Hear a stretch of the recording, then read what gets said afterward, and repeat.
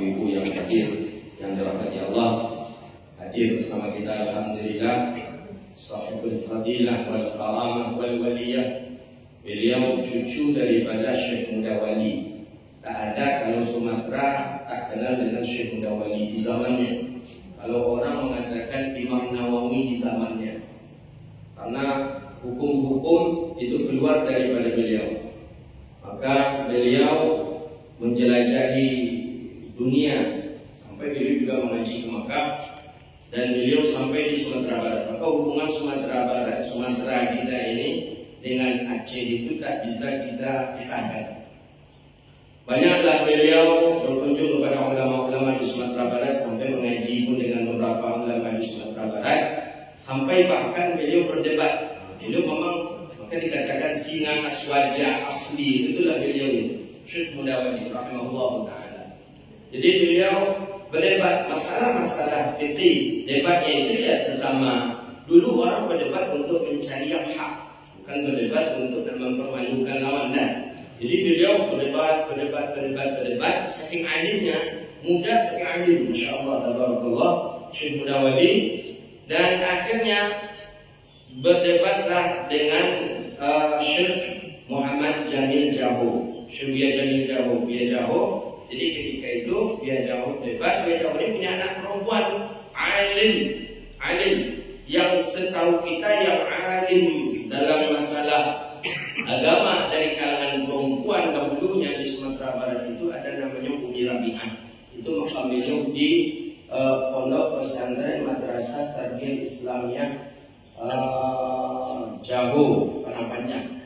Nah, di sana kalau pemilu. Akhirnya menikahlah Abu Aceh dengan Umi Rabi'ah, karena Umi Rabi'ah anak daripada Syekh Jamil Jaho. Jadi singkat cerita, ada banyak ulama-ulama Sumatera Barat ini yang ketika itu dengan Abu Aceh ada yang dialog, debat apa semacam. Jadi ada kata salah seorang ulama ini, kata beliau, aduh Buya, karena ini Buya. Apa kata Buya Aceh? Aduh Buya alim, Buya faqih, betul Buya. Tapi aduh Buya apa? Buya itu bertariqah. Ilmu syariat Buya oke, tapi Buya ada bertariqat.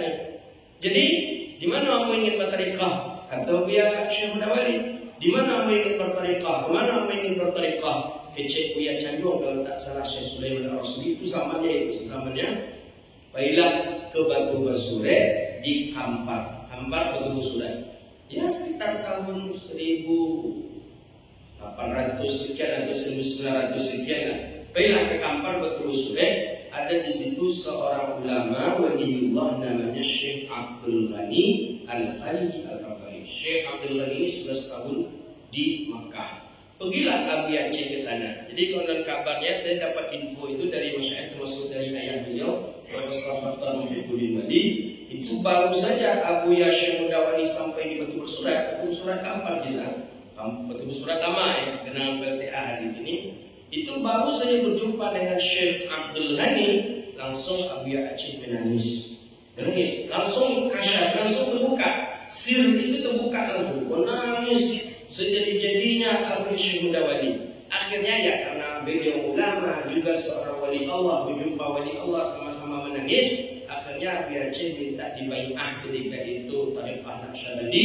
Kemudian singkat cerita dibai'ah. Suluh kalau tak salah tak beberapa hari suluh, ada mengatakan cuma 2 hari, ada mengatakan 3 hari. Cuma memakan nasi putih saja itu pula suluh di zaman itu. Kemudian langsung, mungkin satu-satunya dalam sejarah mungkin itulah, langsung diangkat menjadi mursyid, bukan khalifah.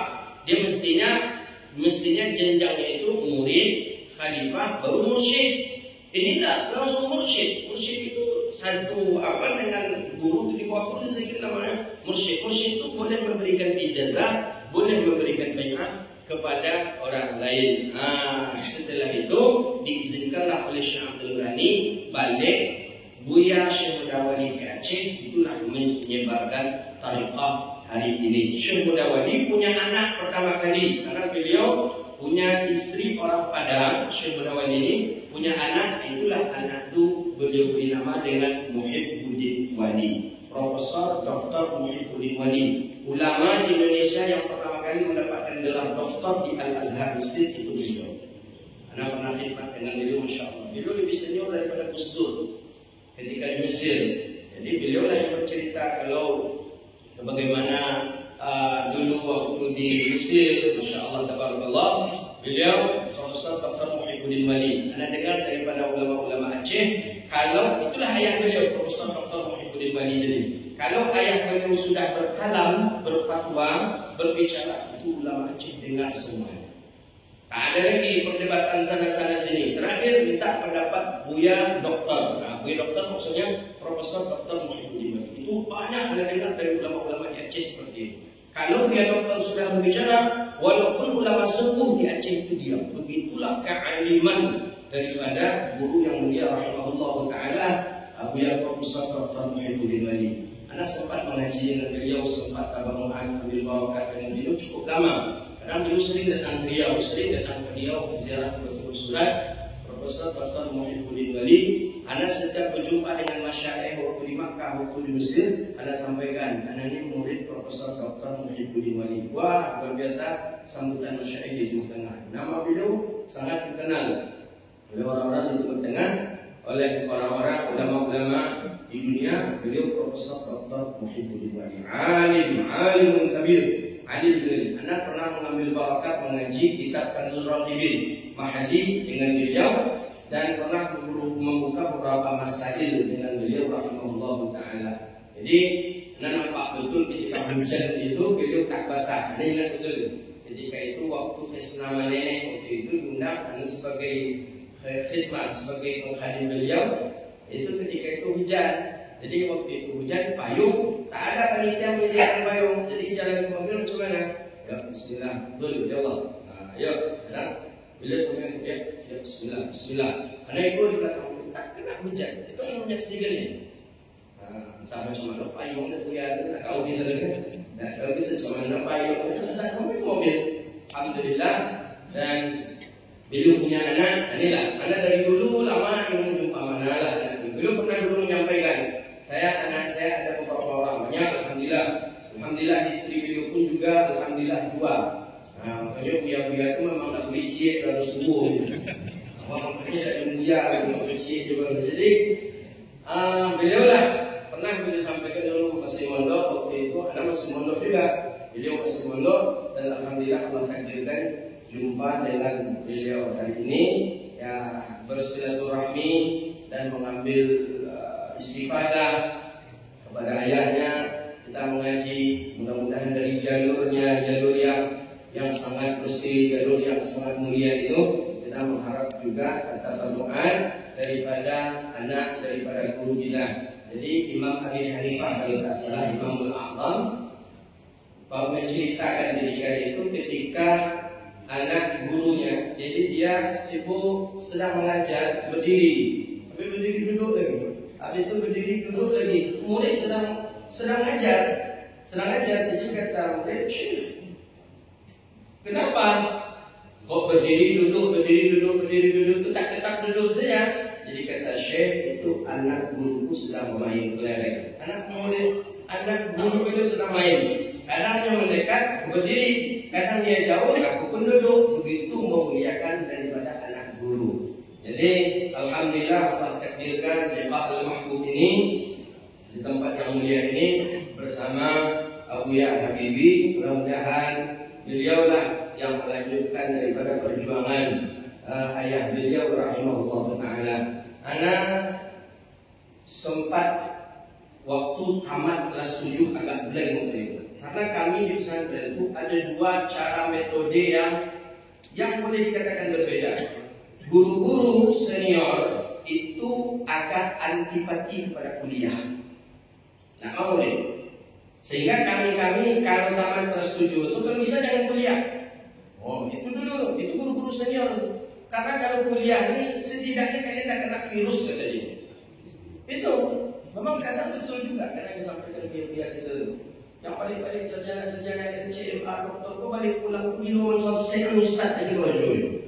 Asal pesantren, pergi kuliah balik menyesatkan kuliah dan bahkan ada yang berani menyuruh ulang syahadatnya balik.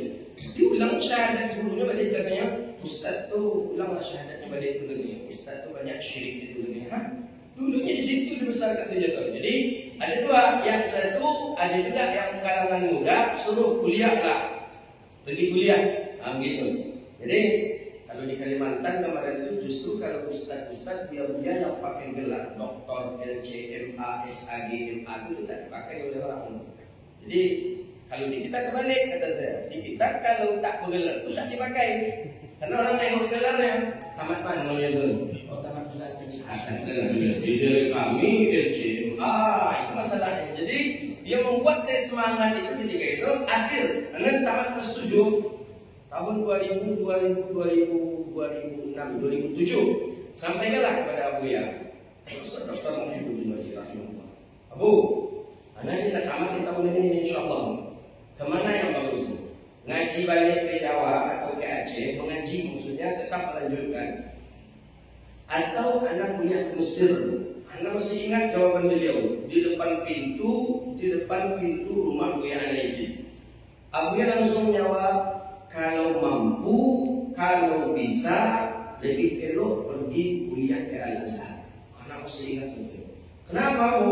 Di Al-Azhar itu kitab yang lebih besar lagi dibaca.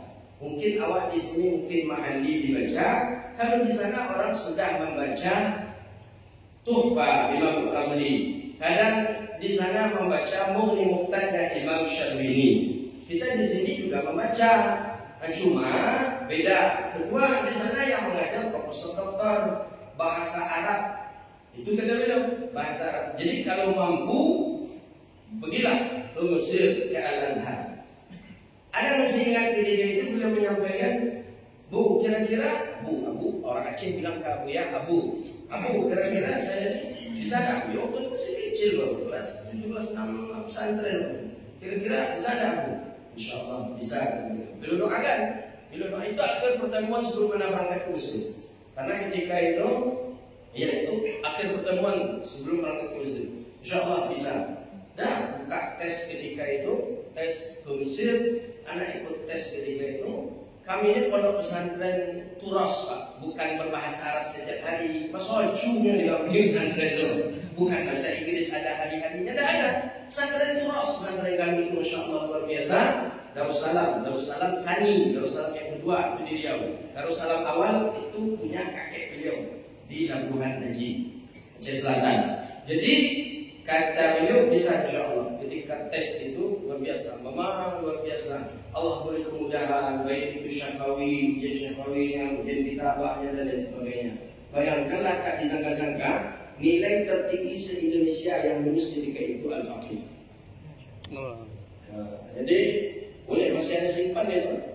Dan keluar di internet itu nama-namanya itu masih ada simpan itu. Anak kopi, anak print, anak simpan. Nilai tertinggi 98 berapa ini. Se-Indonesia yang tes ketika itu yang di Mesir, Al-Faqih lah yang paling tinggi. Jadi walaupun mulai kopi alhamdulillah awal ketika itu karena barakat doa beliau, doa ayah beliau, barakat daripada bimbingan Udah hasanat daripada beliau, alhamdulillah kita bisa mengamalkan itulah. Namun seingat itu karena beliau ulama yang punya akademisi, beliau ulama pondoknya, Turasia, akademisi ya. Itulah yang membuat Al-Faqih begitu tarjib dan semangatnya. Maka dari Mesir ke satu, selesai S1 Mesir, tak pulang dulu langsung daftar S2. Belum pulang dari itu langsung daftar S2 ke Sudan. Ke Sudan, daftar S2, ujian ujian diterima, kemudian kuliah 2 semester, pulang. Menikah, balik lagi menyelesaikan S2. S2 selesai, sebelum balik langsung daftar S3. Jadi Anda tak pernah apa istilahnya bahasa orang kosong nganggur setahun 2 tahun tidak pernah. S1 langsung S2. S2 belum keluar ijazah S2 lagi. Anda daftar S3 itu pakai ijazah, bukan ijazah, pakai namanya ifadah namanya. Ifadatul ta'lim. Ifadah itu bukti bahwa kita sudah selesai munaqasyah S2. Untung Universitas Gazira mau menerima ketika itu. Tapi diberi waktu 2 minggu harus ijazah nyusun. Dan daftar bismillah. Masya Allah selesai. Alhamdulillah. Itulah kata orang, apa kata orang tipu sampai awak tipu. Gitu dulu lah gitu. Alhamdulillah, target memang usia 30 lah dokter. Alhamdulillah Allah kabulkan. Tak ada lagi. Tinggal kita bagaimana menjadikan mengamalkan ilmu, mengamalkan sunnah baginda Nabi Sallallahu Alaihi Wasallam. Maka Allah terima kasih betul hadir beliau di hadapan kita. Ini anak daripada guru kita dan juga guru kita. Karena baru hari ini berjumpa dengan beliau, tapi ketika anda mendengar daripada beberapa sahabat-sahabat termasuk guru-guru kami yang di Aceh, katanya anda sekarang itu yang melanjutkan Abuya Muhyiddin Wali itu anak beliau namanya Habibi. Anda baru hari ini berjumpa dengan beliau. Mudah-mudahan Abuya sehat selalu dan mudah-mudahan selalu istiqamah dan dapat lindungan dari Allah Subhanahu Wa Taala. Baik, sebelum beliau kita minta nasihat maupun hasanah kepada kita ambil tabarukan saja membaca satu buah hadis daripada hadis Nabi Sallallahu Alaihi Wasallam. Qala an Ka'b ibn Iyad radhiyallahu anhu. Ka'b ibn Iyad riwayat hadis yang akan kita baca hari ini. Ka'b ibn Iyad ini ada mengatakan beliau ini adalah Asy'ariyin. Asy'ariyin berarti daripada orang-orang Yaman. Ya, Yaman kelompok daripada Abi Musa Asy'ari, orang yang mailun qulubuhum ila Allah, orang yang lembut sekali hatinya kepada Allah Subhanahu Wa Taala. Beliau adalah sahabat Nabi Sallallahu Alaihi Wasallam, orang yang berjumpa dan berkhidmat dengan baginda Rasulullah Sallallahu Alaihi Wasallam. Sami'tu Rasulullah, katakan Ibnu Iyad radhiyallahu taala anhu qala sami'tu, aku mendengar Rasulullah sallallahu alaihi wasallam yaqul, Nabi sallallahu alaihi wasallam berkata, sami'tu kalimat sami'tu mendengar aku. Ini sami'tu dengan telinga berarti telah mendengar oleh aku akan Rasulullah sallallahu alaihi wasallam yaqul, Nabi berkata. Apa kata Nabi? Inna likulli ummatin fitnah. Sesungguhnya setiap umat itu fitnah. Setiap umat fitnah. Jadi setiap umat maksudnya umat nabi-nabi yang lain pun ada fitnahnya. Kena fitnah. Wa fitnatu ummati mal, kata Rasulullah, dan fitnah umatku adalah harta. Fitnah umatku harta. Jadi kita ini fitnah umatku harta, kata Rasulullah. Umat Nabi Muhammad itu fitnahnya harta. Ujiannya itu, cobaannya itu harta. Maka dalam Al-Quran kan sudah disebutkan innama amwalukum wa auladukum fitnah. Hanya saja sesungguhnya harta, innama amwalukum wa auladukum, hartamu, anakmu fitnah. Apa maksud fitnah? Fitnah ini kalau kita tengok dalam bahasa hadis banyak belasan makna fitnah. Ada fitnah itu bala, ada fitnah itu celaka, ada makna fitnah itu ujian imtihan, tapi imtihan itu untuk menaikkan derajat takwa. Maka di sini lebih cocok fitnah untuk menaikkan derajat takwa. Bukan berarti harta itu celaka harus kita buang, tidak. Kita Allah beri harta, berarti kita siap diuji oleh Allah. Kita Allah beri anak, berarti kita siap diuji oleh Allah. Begitu dia. Untuk apa ujian itu? Untuk menandakan seorang manusia itu sukses di hadapan Allah atau tidak. Allah beri harta, kemana kita pergikan harta? Sukses kita, berarti kita termasuk orang yang takwa. Tapi kalau tak sukses, berarti kita termasuk orang yang hina. Maka disebut fitnah. Harta fitnah. Maka ditengok orang-orang, Allah selamatkan kita daripada fitnah harta ini. Sebelum banyak harta, rajin datang ke masjid. Subuh Sabtu ngaji di Yerusalem, ada tujuh nampak apa. Itu ketika biasa-biasa saja. Tapi mulai harga sawit naik, mulai pejabat banyak nampak apa tu, mana yang apa tu ke Eropa. Di sebentar ke Eropa dalam 5 bulan nak nampak mengaji dia. Rupanya bukan ke Eropa saja, memang hati itu lama lain. Kenapa? Diuji dengan harta. Ketika harta sedikit, rajin ke masjid.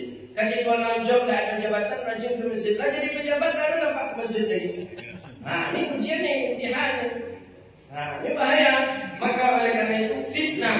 Itu maksud dengan fitnah di situ. Ketika dia naik martabat kepada martabat yang tertinggi, ketika seseorang itu sudah diuji lulus dalam ujian umatku, kata Rasulullah, fitnatul ummati mal, fitnah umatku adalah harta. Maka oleh karena itu Berdoa selalu kepada Allah agar Allah selamatkan kita daripada fitnah harta ini. Walaupun banyak harta, banyak uang, banyak daripada kekayaan kita, datanglah kita ke rumah Allah, datanglah kita mendekatkan diri kepada Allah Subhanahu wa Ta'ala. Karena harta ini mau gawat sekali fitnah itu. Ya kalau lah harta itulah pasti wanita, kalau lah wanita itu tidak ada lagi.